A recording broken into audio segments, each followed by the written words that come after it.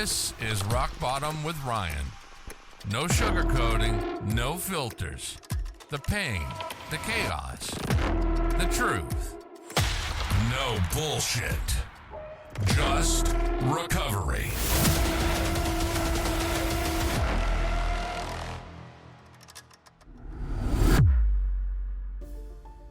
Travis's life had been a storm, years swallowed by drug and alcohol addiction, a revolving door of arrests, and nights in hospital rooms where survival felt like a distant hope. The chaos kept building until it reached a breaking point, a suicide attempt that nearly ended everything. But somehow, against every odd, Travis found the strength to fight his way back. Recovery hasn't been easy. It's been a battle of facing demons, rebuilding trust, and learning how to live again without the crutch of substances. Today, Travis stands as living proof that the human spirit can rise from the ashes. His life now is fueled by purpose, determination, and a deep calling to use his past as a tool for healing others. With aspirations to become an addiction counselor, he's turning his darkest chapters into a beacon of hope for anyone still trapped in the nightmare he escaped. My name's Travis. Live in Michigan. Have my whole life. What was your drink or drug of choice?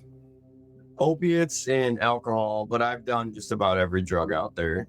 Can you kind of give a background of your usage history, kind of when it started, your first time trying things, and how it evolved into where it became a problem? Yeah, so as a young kid, like 13, I kind of got into smoking marijuana and drinking at a young age, probably like 14, 15. Just with a few friends, pretty casually. We would sneak down to the railroad tracks and smoke and abandoned buildings a lot, stuff like that.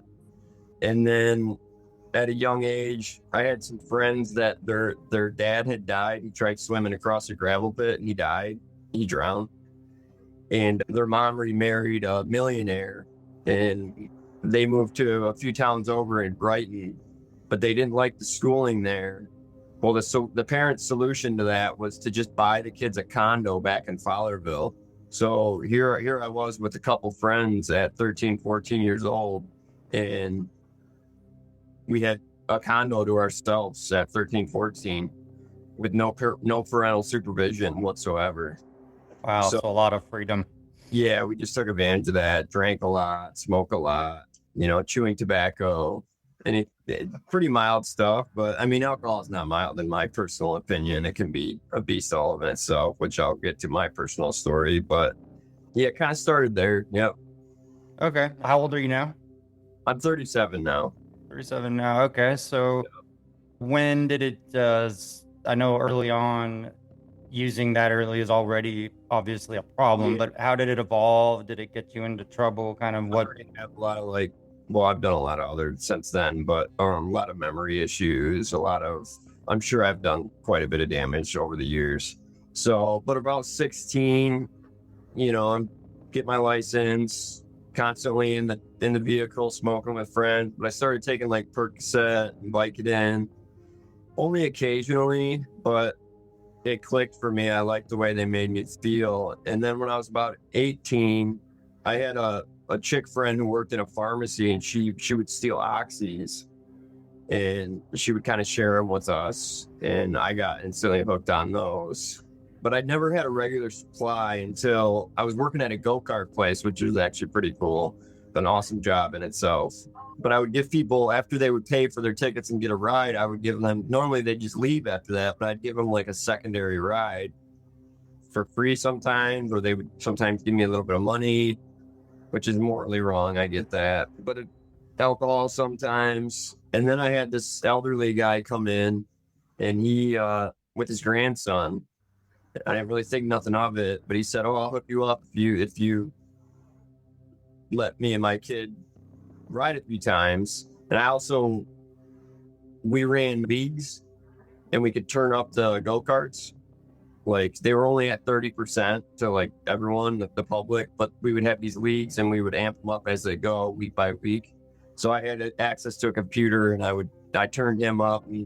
Either way, he brought me in the bathroom, and he ended up just throwing a pile of pills in my hand.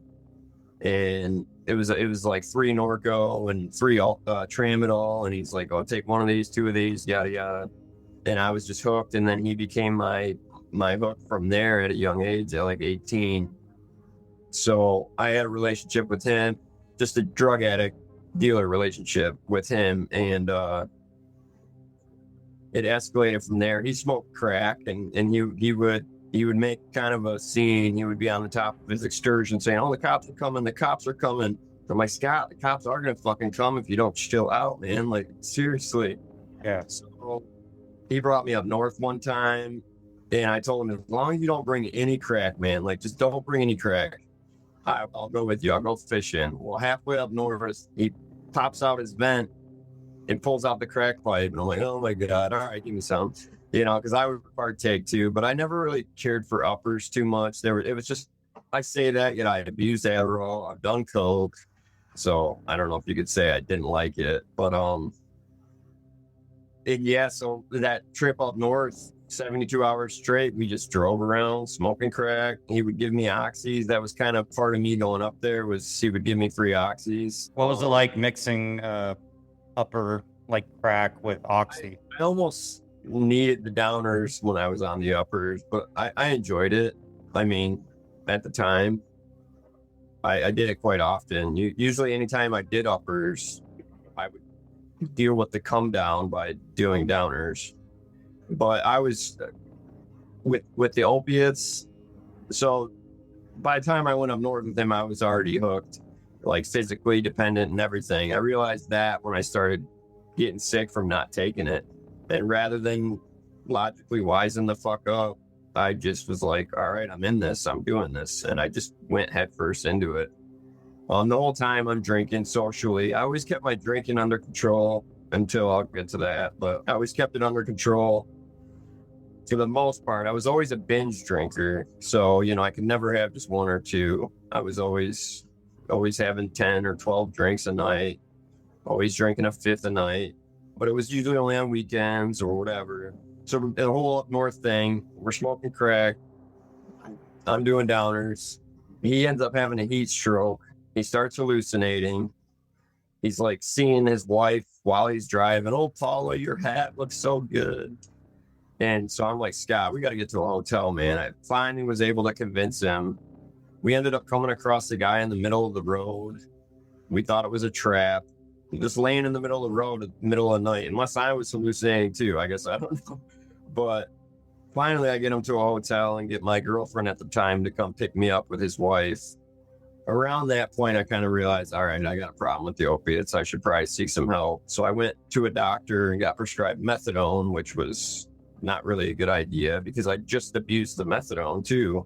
Every 2 weeks I was calling my doctor for another script, and that happened for about 6 months until he finally cut me off and said, "There's this new drug, Suboxone. Why don't you try that out?" And I was irate. I remember being irate about it. And he told me, "Wait a few days and then take it, or we'll make you sick. You'll go into withdrawal." Of course, I didn't listen to that. I just took it, withdraw, dealt with it. And then I was on Suboxone since then, and I still am. I'll get to where I'm at with that. Been on it for 20 years. I mean, since I was 21. I'm 37 now. So, but I got stable on the Suboxone. I say stable, but I always abused it. Literally everything. Go to the movies, take a Suboxone in order to enjoy it. I just didn't enjoy it otherwise. Go out, take a Suboxone, play a video game, take a Suboxone. Everything I did. And it just led to anhedonia and lack of pleasure and numbness in life, which is why I'm currently getting off of it. So, was on the Suboxone, ended up breaking up with the girlfriend at the time, got with a new girlfriend who was a bartender. So we constantly are going out drinking all the time, and that lasted for about 10 years. But yeah, so I mean, I've broken so many bones under the influence. I got into a fight in a car with a friend of mine at the time, and then I got out to try to fight him, and he kicked the car door shut on my fingers, snapped my fingers. I needed surgery. I broken a collarbone while drunk. while trying to play football, tag football with a bunch of little kids. I've broken a wrist trying to be a hot shot, land a threesome on a little girl's dirt bike. Didn't know how to drive it. Just bad news. Would you consider yourself a thrill seeker? Well, Or an adrenaline junkie? yeah, but no, I mean, I fear pain just like anybody. I mean, I'm not really a thrill seeker, no. I mean, part of me would love to go like skydiving or something, but then there's part of me that's like, I know it's safe and all, but You've broken a lot of bones, and I'm curious, so do you think you were trying to numb any kind of trauma during your use? Whether there pain you were trying to mask or hide? Maybe the Suboxone, then the anhedonia from the Suboxone, but I never really dealt with that much because I just abused the fuck out of my Suboxone. So I was always pretty buzzed up. I just love the way that alcohol made you feel. I've always been a shy guy. I've always been socially awkward. I have more confidence now with age, but alcohol masks that, right? I mean, we all know that, and that's part of the problem. But Yeah, I spent my entire life being uncomfortable in my own skin, and for the first time in my life, just being sober, I'm finally starting to be like, okay, I can handle this sober. But it was really, it's like 37 finally, you know. yeah, exactly. I just turned 38, so I know. Oh, really? That's cool, man. That's cool. I mean, Yeah. we're still young, right? Yeah, we're still young. We still got a lot of life to go. And then I got a DUI back in high school. And then I've got another DUI back in 2017. So What did you blow on those? God, I can't even remember because I was so drunk.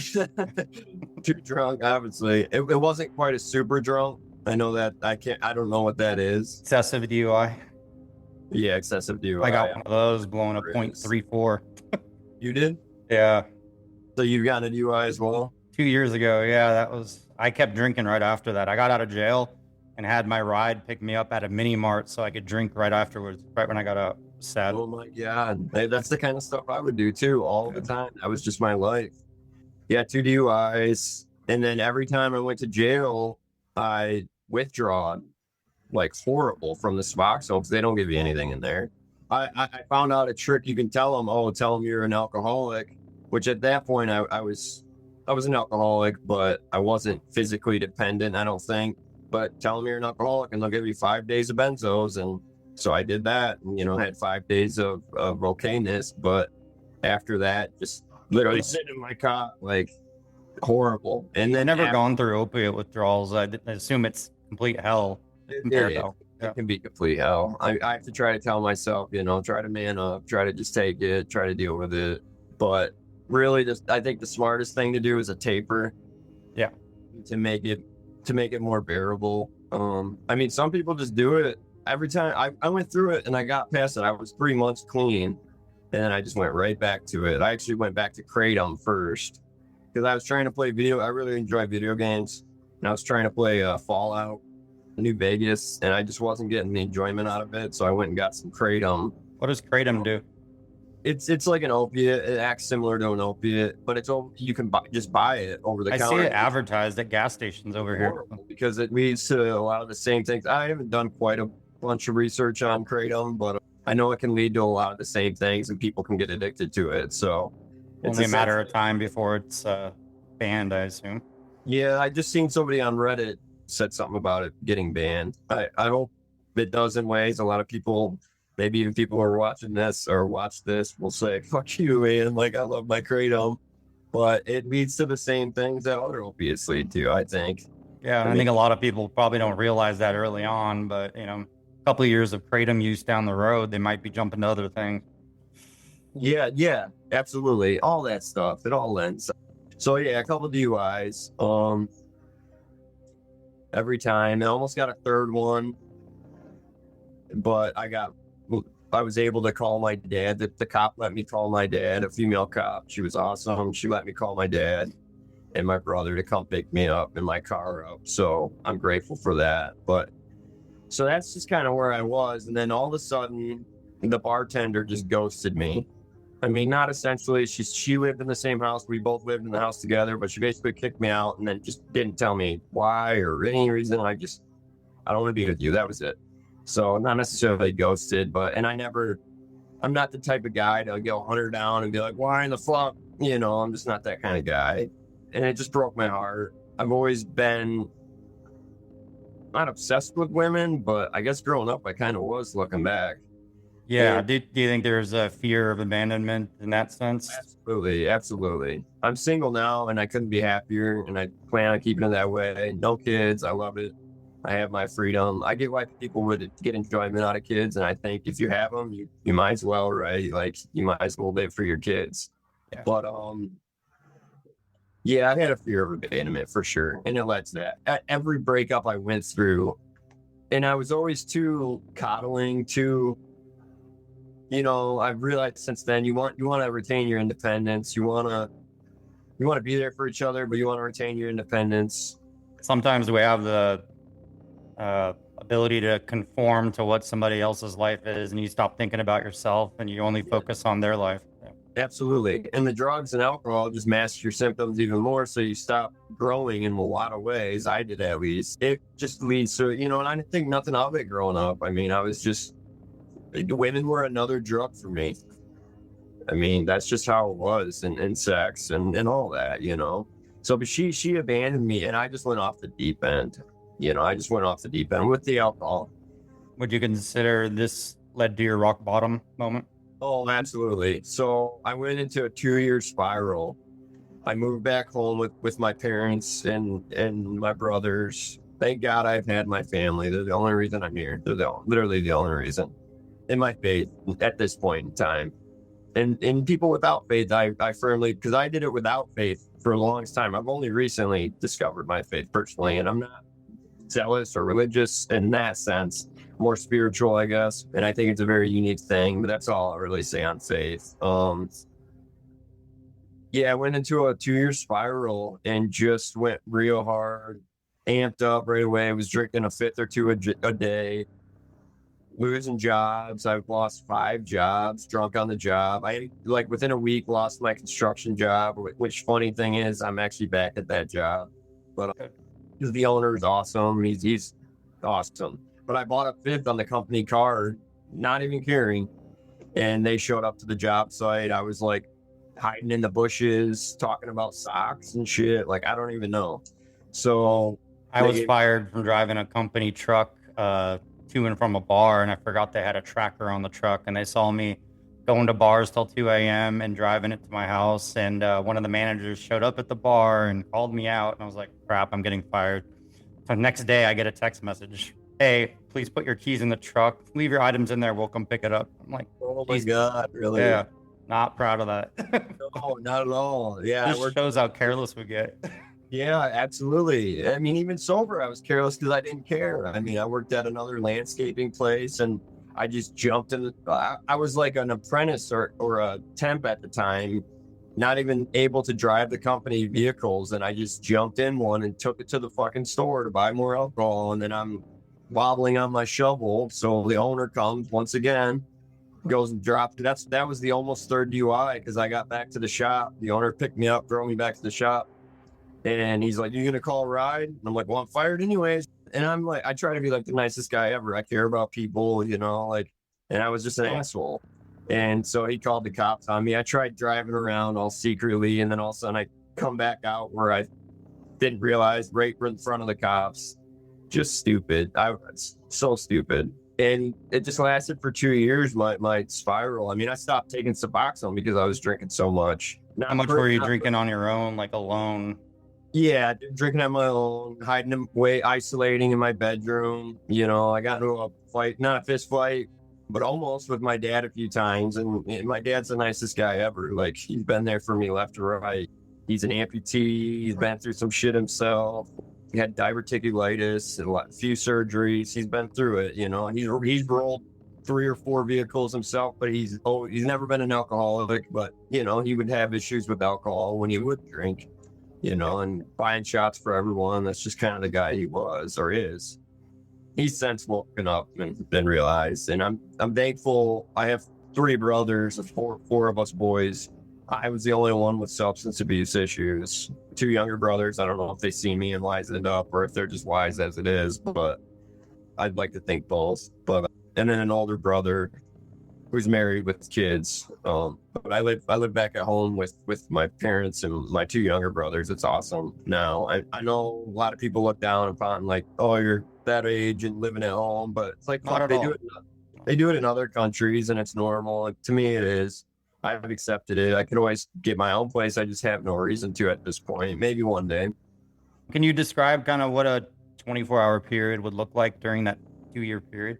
I mean, wake up and reach, and I drink R&R of all things. I don't know why. So yeah, I would wake up, drink instantly. I would feel sick, hungover, I'm sure, withdrawing, I'm sure. But I never really dealt with the withdrawals because I was always able to find alcohol. I started trading my Suboxone to people for alcohol. I had this neighbor kid who I would have him steal alcohol from his family or get it however he could because he wanted Suboxone. He actually ended up murdering somebody himself. He went off the deep end and murdered a guy. It's a sad thing, man. But he got involved in the drugs and went off the deep end. And since then, I tried to be a good influence on him after I got my alcoholism under control. But he went off the deep end with, I don't know if it was heroin or meth or what, but he took a hammer to a guy's head. It just goes to show you, man. It just goes to show you. But yeah, so wake up, drink, party, drink, piss, drink, literally everything. I would just be sorrowful and watch anime in my fucking unmade bed with no sheets and no, stains all over the mattress, and my room was a fucking mess. And it got so bad, I started looking back, I now know it as drug psychosis or alcohol psychosis. First before that, I went to rehab and did well in rehab. Didn't have a car at the time. My cousins gave me a car, which I still have. Like, kind of got set up real well, but I wasn't open to like therapy. I wasn't open to, I kind of looked at it all as like cringe or like goody good two shoe or, I don't really know how to explain it other than that. And so I wanted to be open to it, but I guess I wasn't ready. So immediately when I got out, I instantly went to the store and got alcohol. And I started like tripping out a few weeks later. And I was also trying to like wean off on my own at that time. I still wanted to get better. Like my family insisted, but I started like tripping out and I was hearing things. I was having auditory hallucinations. I thought my brothers literally set up secret webcams in my room and were like recording me and streaming me and like making fun of me. That's what my mind made up. And I would hear things like, clean your fucking room, you fucking slob. Oh, I would hear things like that too. I remember when I would get up after trying to continue my binge, I would be waking up kind of going through like a little bit of withdrawals after drinking nonstop for months. And I'd be walking to my car in the parking lot and I would hear somebody say, you piece of shit, in my head. And I would look around and be like, what the hell? Yeah, I know. We start to like, our thoughts and our conscience starts to talk to us. Yeah. And at the time, I didn't really know anything about like drugs and what they could do. I mean, I did from like firsthand experience, like that's what they could do to you. But I never thought like, I was going to start hallucinating unless I took like mushrooms or which I have, I had good times on that, but all of it can be dangerous. I mean, I'm kind of at this point, I'm open to like a little bit of cannabis use if it doesn't interfere with your life. I guess I'll get to that. So yeah, I started hallucinating and it was like, clean your room. And I thought I was being streamed while I was doing it. Like play games and I thought I was being streamed while I was doing it the whole time, drinking, like cut a mullet on myself, like kind of got into it a little bit, like thinking, all right, well, if I'm going to be streamed, like fuck it. Plus my drunk attitude. Yep. So you started kind of creating your own entertainment. And yes. And then it went off the deep end, like overnight, one night, real bad, a really bad drug psychosis. It sent me into a spiral to like pure despair where I went and grabbed a knife and I started to walk downstairs. I have the memory of me going downstairs and then stopping. And then I went upstairs, went in the bathroom, and you can't really see it, but I took the knife and jabbed myself in the throat and I slit my wrists. And I remember sitting up against the door, just bleeding. I would have bled out. Thank God I didn't hit whatever this main vein is here. I definitely fucked myself up pretty bad. And I remember sitting against the door and my dad saying, Trav, you okay? And I was like, yeah. He's like, you sure? And I'm like, no. And then he kind of opened the door. I came to my room, freaking out, blood everywhere. He had to pin me down. He ended up telling me a few days later, it literally took like demonic strength. I had like demonic strength. It took everything. He's a much bigger guy than me. I'm a small guy, if you guys can't tell, but it took everything he said he had in him to hold me down until the ambulance got there. And then I was in the ambulance, and I remember trying to get up out of the ambulance to run out in the woods to bleed out because I was just terrified. Whatever I was experiencing, like thoughts like, oh, or auditory hallucinations, like you're gonna burn in hell, you're a horrible person. Which, you know, I haven't been a horrible person at all in my life outside of the drug and alcohol use. I cheated on girlfriends. That's about the extent of it. I was a liar. I was a manipulator, but I never beat nobody. I never done nothing like that. You know what I mean? Normal guy stuff. So thank God they got me to the hospital. I had surgery. I woke up during surgery. I remember dreamlike state. Woke up the next day in the hospital just to my IV hearing in my head, drip, drip, drip, drip. So still hallucinating at the time. Spent a couple weeks in recovery and then 30 days in the psych ward. And that kind of kickstarted my recovery. That was 5 years ago. That kickstarted my recovery. Got out, did really good. But I mean, didn't really learn any. They just mainly stabilized me in the psych ward, and they taught some stuff like CBT, but I wasn't going to the classes. I wasn't going to any of that stuff. I've been back a few times. I'll get to that too. But got out, did well for like 2-3 months, and then I went to go get a job actually at that landscaping place. And on my way to the interview, I went and got alcohol like an idiot. After all that, after the suicide attempt, went and got alcohol again. How long was this after getting out of the psych ward? Like 3 months. 3 months. So you were sober that whole I time? went to the psych ward at no longer than that even. So I had like 3 or 4 months of sobriety because I went to the suicide attempt was like in May or June, and it was the fall. It was October by the time I went to the landscaping place for the job interview. So I had. So you were having anxiety for the interview, I assume? Yeah, anxiety for the interview. But like when I got to the hospital, because after the 30 days in the hospital, and they did a taper in there, and like to professionally, safely, medically detox me because alcohol and benzos I wasn't on benzos, but some drugs can be dangerous or fatal to get off of, which I know a lot of people don't really know. I know a lot of people do as well. But so I was safely medically detoxed and felt great, like really good. Got off my Suboxone too. So I was completely clean, but when I went for that job interview, I just didn't have the confidence and I didn't have the skill set to stay away from the alcohol. I instantly went to it as a crutch, got drunk, went to the job interview, not drunk, got buzzed, went to the job interview, got the job, still kept the drinking under control until I started to work there. And then I started to drink there while I worked there until I had that incident where I took the vehicle, got booze, got too drunk, wobbling on my shovel. Had the owner come get me, fire me, got pulled over by the cops. But thank God they let me go. I would have had a third DUI and a felony. What do you think was going through your head that was making you drink on the job? Because it seems like when you got the job, you started drinking more and more. Was there something about the job that was stressful or something that gave you... Just the job. It was a stressful job. I mean, I worked construction. I do now. I did for 5-6 years. So I'm not unfamiliar with the hardships of, I mean, any job can have hardships, but the hardships of specifically construction. But I don't know. I just didn't have the skill set or the knowledge about what you're putting into your body. I didn't care at that point still. I did when I got out of the hospital for a while, but that pink cloud, they say the pink cloud, and it faded, and they say it fades, it faded. And real life kicked in, and I wasn't ready for it. So did that, got fired, but immediately got sober from the alcohol.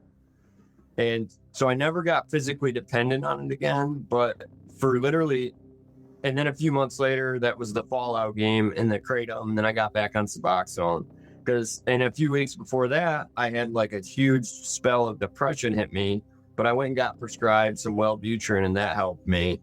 Like, I can't say enough, like how doctors can help with that. And they're the right answer to deal with our problems and our symptoms. They don't always prescribe medication, but sometimes that's needed. And that's the right way to go, not self-medicating. You know what I mean? But at that point, I wasn't there yet. I did go that route. I did get prescribed something to help me out. And it did help with the depression, but I still had that lack of pleasure from getting off the Suboxone because of you deal with the acute withdrawals and then you deal with post-acute withdrawals. And for opiates, I don't know about other drugs, but for opiates, that I was on Suboxone for 15 years at that point, or 12 at that point. And it takes like a year for your brain chemistry to go back to normal. So, it goes for a lot of substances. I mean, it takes time. And I hadn't given it enough time. What was it? Was it different mixing alcohol with Suboxone? What was that like? I mean, I was so used to it at that point, but back when I first got on opiates and drank, it intensifies alcohol for sure. But I know Suboxone, and in Suboxone, I will admit, probably saved my life, especially nowadays with the fentanyl epidemic. Heroin's such a killer. It kills so many people. It's so sad. But Suboxone is a great drug for helping you. I just don't see it as a maintenance drug. I don't think it's good to be on long term. As somebody who used it for that long, it just leads to just the same problems that being on any kind of drug, hard drug or alcohol, not drug in general, but because there are a lot of safer alternatives that doctors know about, and they're the ones, in my opinion, who should prescribe it. I don't think any hard drug or alcohol is good long term for you or your body or your brain. In my personal opinion. I agree. So sorry, you continue. Go ahead. Oh no, when I went to the doctor one time and I admitted that I had relapsed, I told him I was refusing to go to rehab, but I told him I had relapsed, and instead of prescribing me benzos, he just gave me an actual printed out list of how to taper down drinking. I thought that was interesting. Oh, really? Suggesting 6 drinks today, and then by Wednesday of next week down to 2 drinks, and then by the next, it was online, which I guess I'll get to that as well. But I've seen people online talk about getting off of alcohol, and like that's always my only advice is to go see a doctor and get safely detoxed. Because, and I've seen a few times people saying the doctor recommending this or that. I'm like, okay, just follow the doctor's order, I guess. I can't believe that. Like, that's crazy.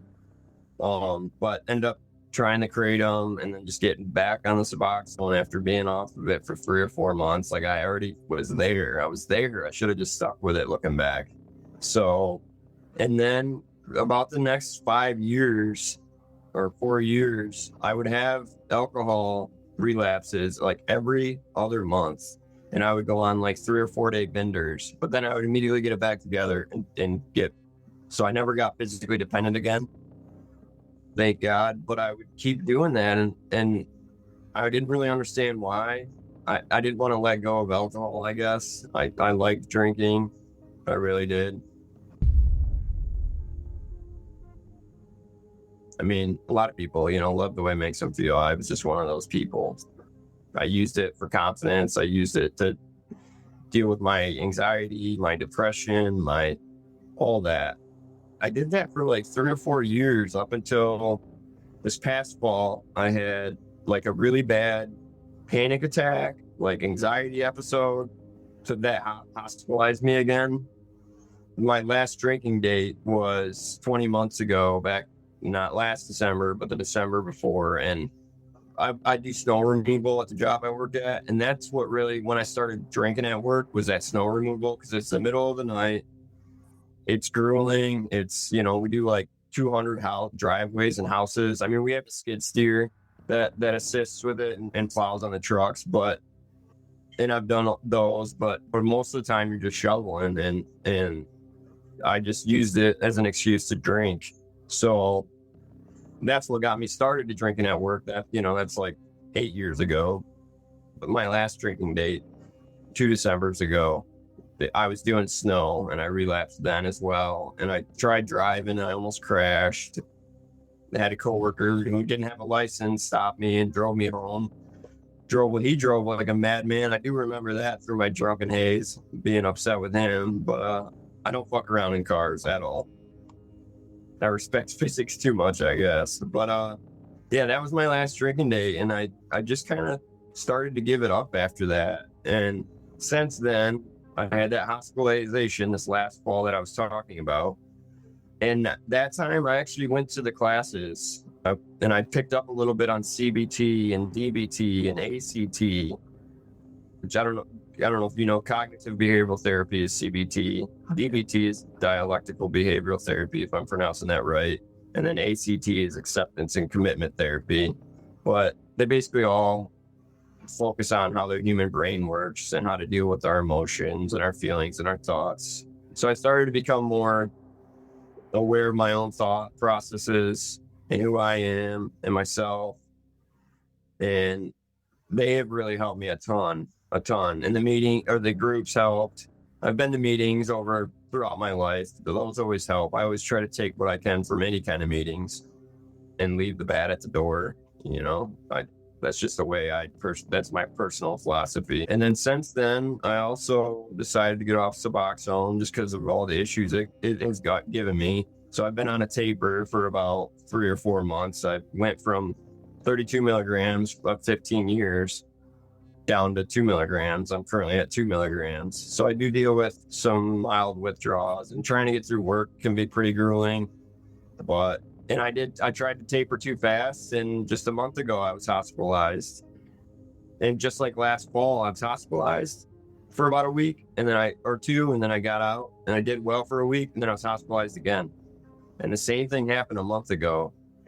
But I'm just a different person these days. Completely different person, completely different look on drugs and alcohol.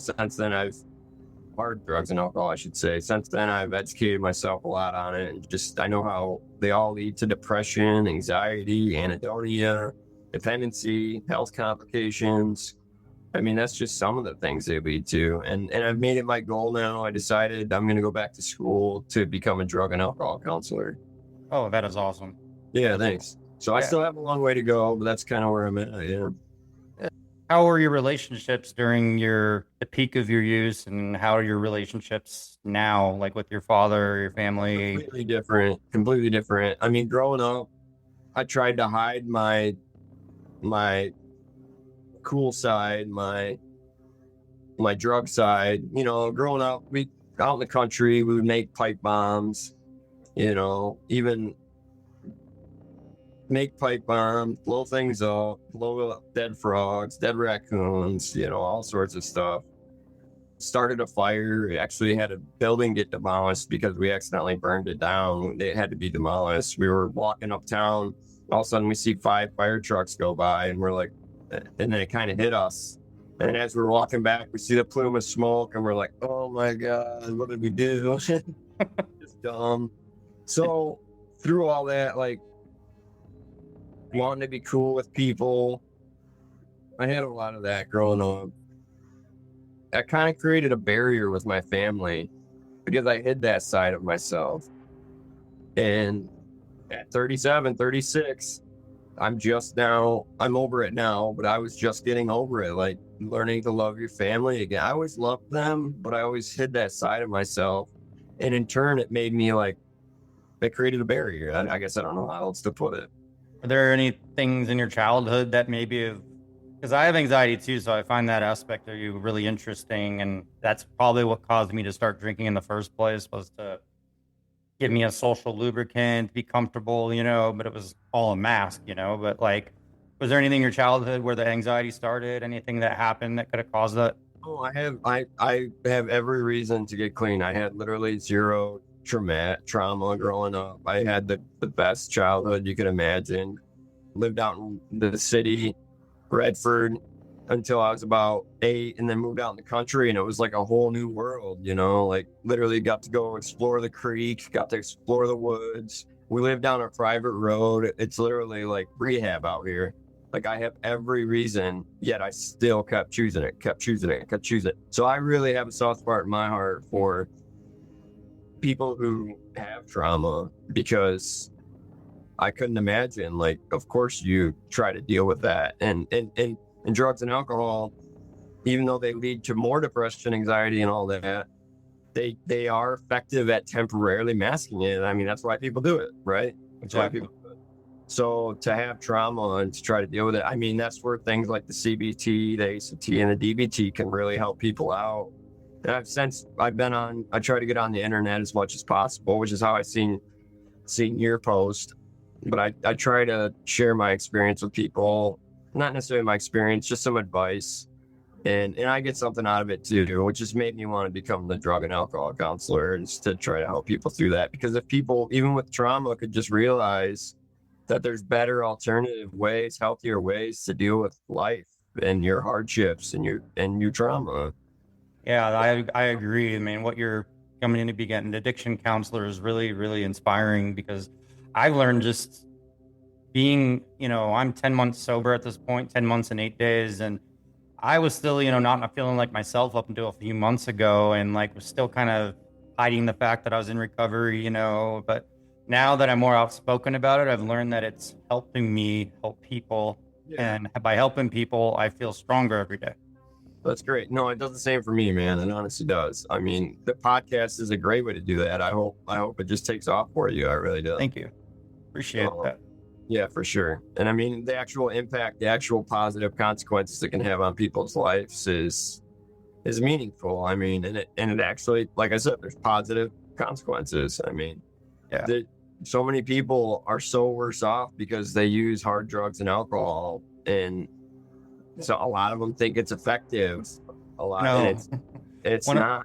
One of the things you have to think about is you look at it straight up and say, is my life better when I was doing it, or is it better without it? And there's so many more pros than cons when it comes to sobriety. I mean, it's even for people who would say no to that, like it can be.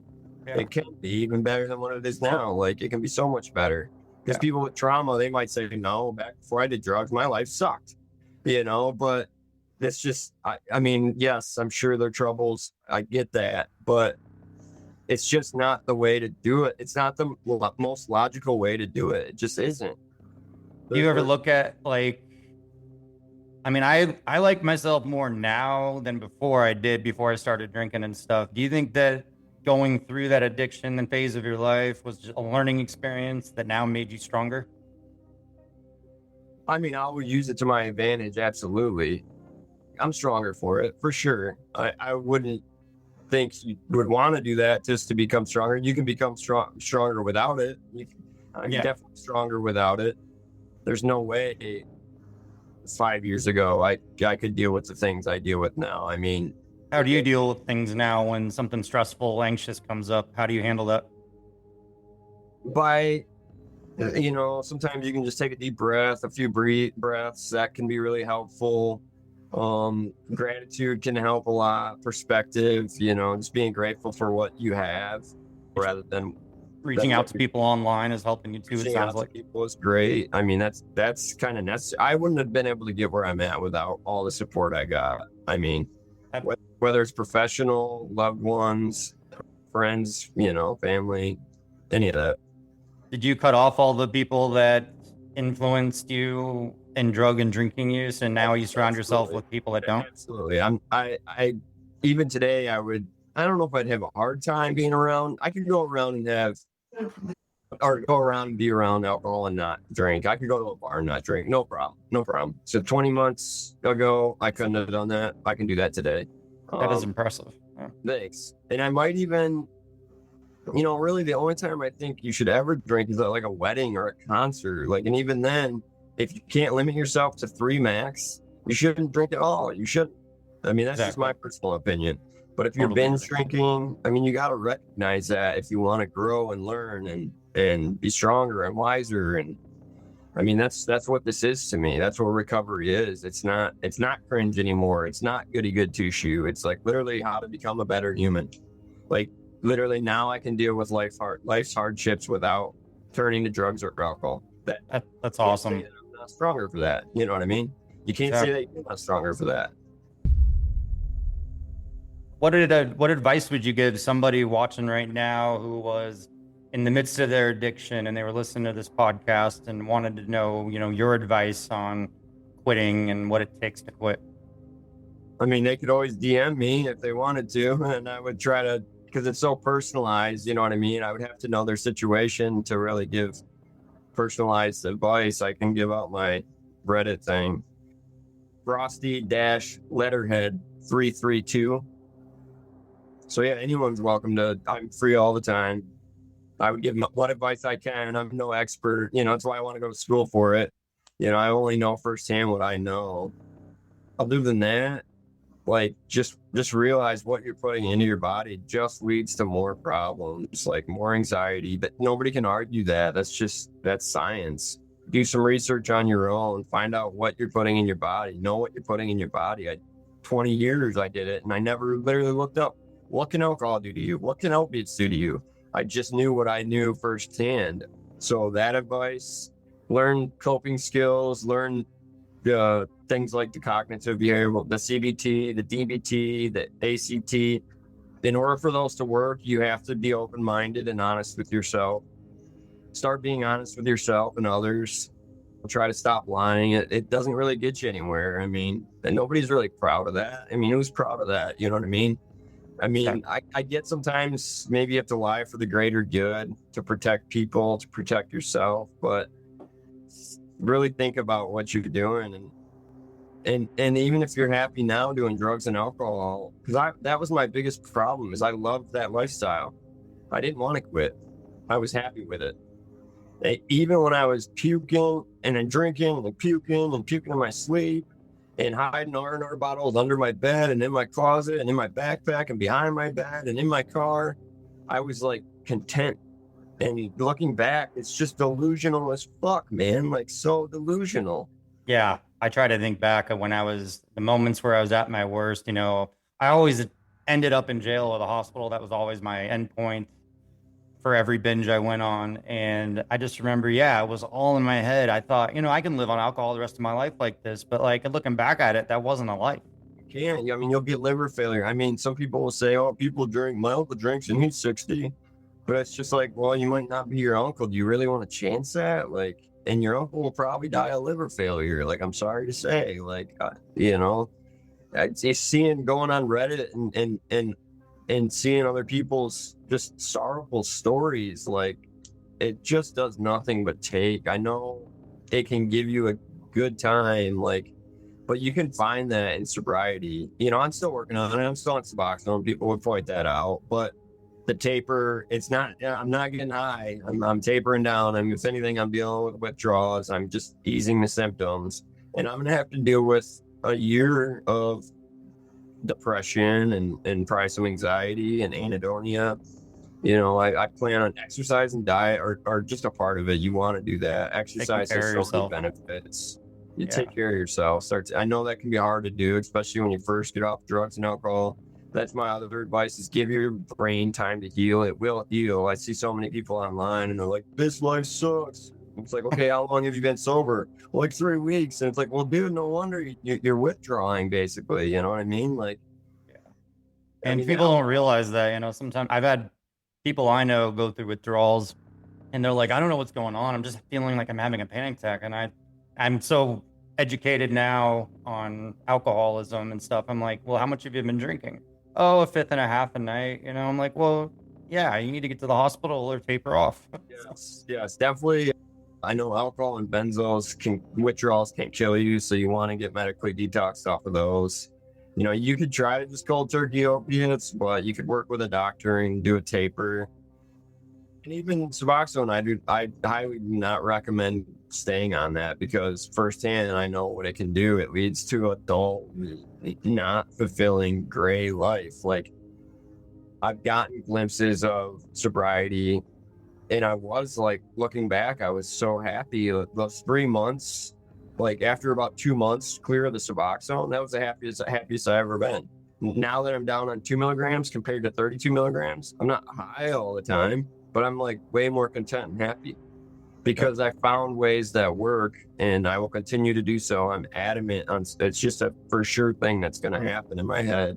Like finding that commitment and that reason to want to quit. And like, I used to think, I remember seeing a poster, get high on life. And I remember as a kid, or as an addict, I was just like, yeah, fucking right. Like, yeah, right, man. There's no way. And now I realize, like, okay, that is possible. I have had that. I can see that. And I just have no want. I still have an itch. I still have cravings. But like to deal with the alcohol cravings, I drank a lot of carbonated water. For some reason, cold carbonated drinks can help with that. They help. I drink sparkling water every day. Hands everywhere.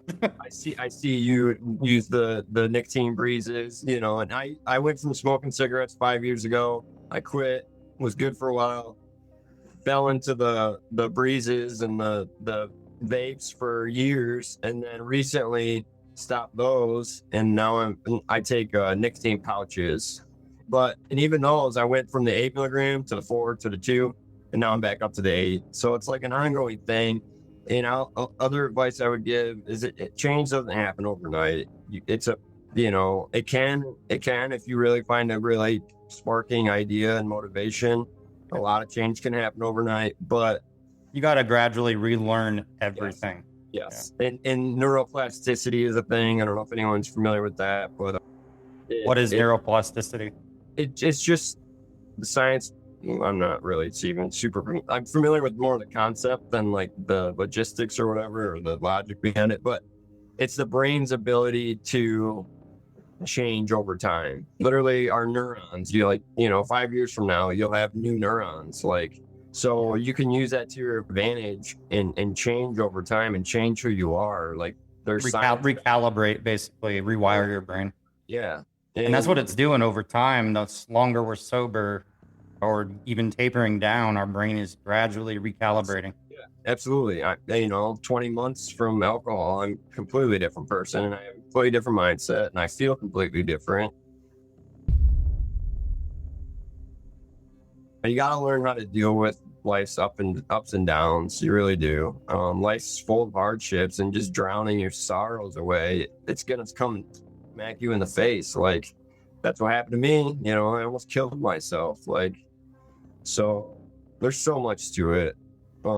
You got to learn. You got to educate yourself. You got to have hope. You got to find commitment.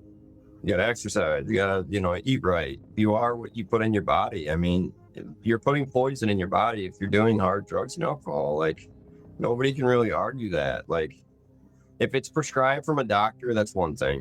That's between you and your doctor. If you're on benzo because you have horrible anxiety, or if you're on Adderall because you have ADHD, and that might be a little bit of a different story in my opinion. Might be smoke pot, but only if it doesn't cause any issues, not seldomly. I smoke probably a couple times a week, but even that I wouldn't really give out as advice because it can cause so many issues in itself, especially if you're trying to find recovery. I mean, I use it to deal with my withdrawals a little bit, and I might even quit. I'm open to quitting. I can take it or leave it, no problem. If I couldn't, I wouldn't smoke. I would get away from it for a few months until I could. You don't want to be physically or mentally dependent on anything. I mean, why? And it's a ball and chain. I agree. There's so much to life, man. It just I guess I'll touch on the spiritual stuff. I've really since realized there's so much to life, man. There's so much dealing with the anhedonia. I started, and back when I was drinking bad, all I would do is be sorrowful and watch anime or TV shows in my room. And there's so much to life. I mean, from the boxing gloves there's a story behind those, I'm sure, like from your plant, all your posters, like just look around, man. Just look around. It's amazing. Life's amazing. I know there's a lot of hardships in life, and it is easy for me to say that because I haven't had a ton of trauma, but I've broken bones. I've had surgeries. I went through, some shit, I guess. I almost killed myself. I've definitely been at the bottom of my own life, at least, but you can't really compare people. I've learned that. Everyone's so unique, but you can learn from each other. You can really learn from each other. and you can wisen up and grow. And I'm a late bloomer. I wish I would have done this 15 years ago, but you have to be grateful for what you have and be grateful for your family, and find a good support group. You can't do it alone. I mean, some people are miracles and they do it by themselves. They're just like crazy, man, crazy. I don't know. I couldn't think of doing it by myself. This addiction thing, it drives you. You don't drive it. That's just how it works.